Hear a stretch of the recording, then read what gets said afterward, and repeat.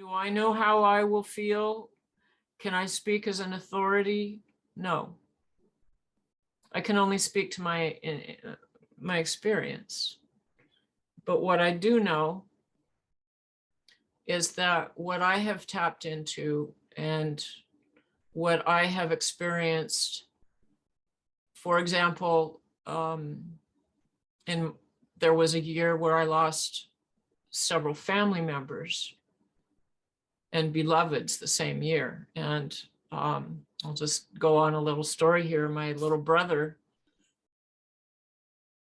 was ready to take his own life because his health had deteriorated so terribly. He was a quadriplegic for 27 or so years and had been in and out of the ER 30 times a year for the past couple of years. And he was ready to call it quits.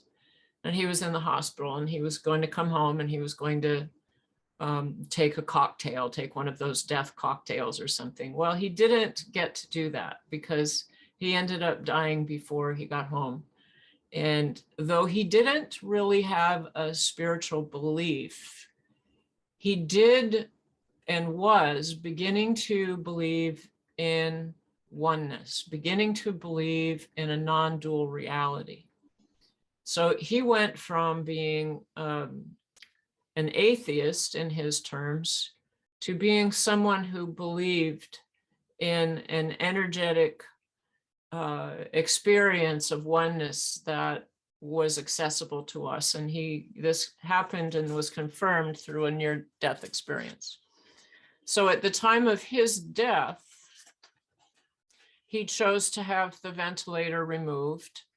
And I wasn't there. I was there on the phone. My other brother who was there said that as my brother's breathing got shallower and shallower, his eyes got wider and wider and his smile got bigger and bigger, and he leaned forward with the utmost curiosity and joy on his face, and then he died.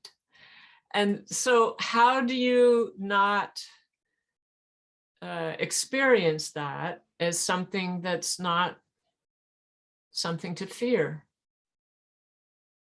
And yet everything that points to that fear has to do with our attachments, our identity, our fixed identity, the things that we don't want to leave, the people that don't want us to leave. And that's very real. That is incredibly real. We can't deny that. And yet at the same time, it is going to happen. And so back to us sitting in mindful meditation or Tibetan Buddhist meditation and finding that place within us that is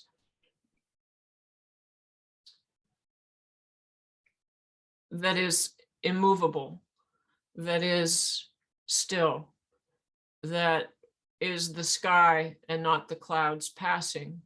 That is our constant friend. That is enabling us right there, knowing that over and over and over again, being comfortable with that over and over again is what enables us to sit close with death and dying. And that is my goal of the class, is that we all learn to sit a little bit closer with death and dying.